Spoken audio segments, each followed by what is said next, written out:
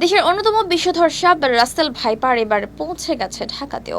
বিশ্বের দ্বিতীয় বৃহত্তম বিষদাঁতের ছোবল থেকে রক্ষা পাবে না রাজধানীবাসী। এতদিন ঢাকার আশেপাশে পদ্মা তীরের জেলাগুলোতে উপদ্রব বাড়তে থাকলেও এখন আর সেসবে সীমাবদ্ধ নেই।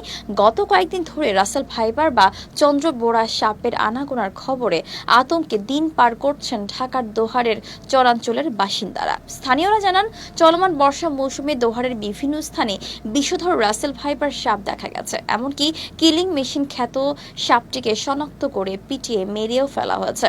এই খবর ছড়িয়ে পড়ার পর থেকে দোহারের নতুন আতঙ্ক এখন রাসেল ভাইপার। সবচেয়ে বেশি ঝুঁকিতে আছে নারিশা, বিলাসপুর ও নয়াবাড়ি ইউনিয়নের পদ্মার তীরবর্তী এলাকার বাসিন্দারা। সম্প্রতি দেশের বিভিন্ন অঞ্চলে রাসেল ভাইপার বা চন্দ্রবোরা সাপের আনাগোনা বেড়েছে। সাপটি মারাত্মক বিষধর হওয়ায় এর কামড়ে ইতিমধ্যেই প্রাণ হারিয়েছে শতাধিক মানুষ। প্রতিনিয়ত সংখ্যাটা জ্যামিতিক হারে বেড়ে চলেছে। অথচ সাপের এই প্রজাতিটি বাংলাদেশ থেকে বহু বছর আগে বিলুপ্ত হয়ে গিয়েছিল বলে মনে করা হয়েছিল, কিন্তু বর্ষাকালে নদীর পানি বাড়ার ফলে ভারত থেকে ভাসতে ভাসতে বাংলাদেশে চলে এসেছে।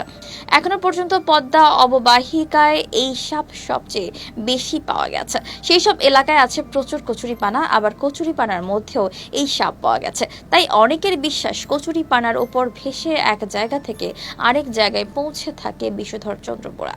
রাজধানীর নিকটবর্তী উপজেলা দোহারের বেলাতেও এর ব্যতিক্রম হয়নি। চলতি বর্ষায় নতুন পানি আসার সঙ্গে সঙ্গে রাসেল ভাইপার পদ্মা নদী হয়ে দোহারের লোকালয়ে প্রবেশ করেছে। এরপর ছড়িয়ে পড়েছে এক জায়গা থেকে আরেক জায়গায়। এমনকি নয়াবাড়ি এলাকায় এক সপ্তাহ আগে চন্দ্রবোরার দেখা পেয়ে পিটিয়ে মেরেছে স্থানীয় লোকজন। দোহারের পদ্মা তীরবর্তী এলাকায় বাসিন্দারা তাই আতঙ্কে রাত দিন কাটাচ্ছে। নদীর পাড়ে খেলা করায় সবচেয়ে বেশি ঝুঁকিতে আছে শিশুরা।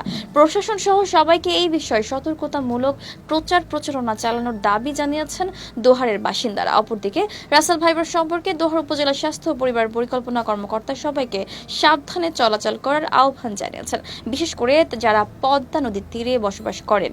তিনি আরো বলেন, কাউকে সাপে কাটলে ওঝার কাছে না গিয়ে সরাসরি চিকিৎসকের কাছে আসতে হবে। শুধু দোহার নয়, এই বছর ঢাকার অতি নিকটে মানিকগঞ্জ এবং মুন্সিগঞ্জ জেলাতেও রাসেল ভাইপারের আনাগোনা বেড়েছে।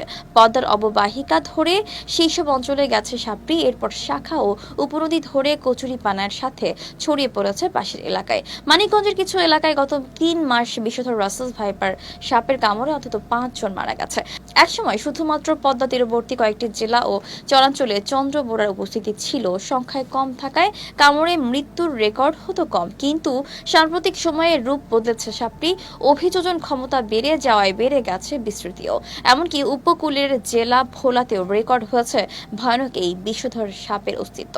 সব মিলিয়ে রাসেল ভাইপার এখন আতঙ্ক ছড়াচ্ছে 25 থেকে 30টি জেলায়। দর্শক, আজ এই পর্যন্তই। আবারও আসবো নতুন নতুন সব তথ্য নিয়ে। সেই পর্যন্ত সবাই ভালো থাকুন, সুস্থ থাকুন, নিউজের সাথেই থাকুন। ধন্যবাদ।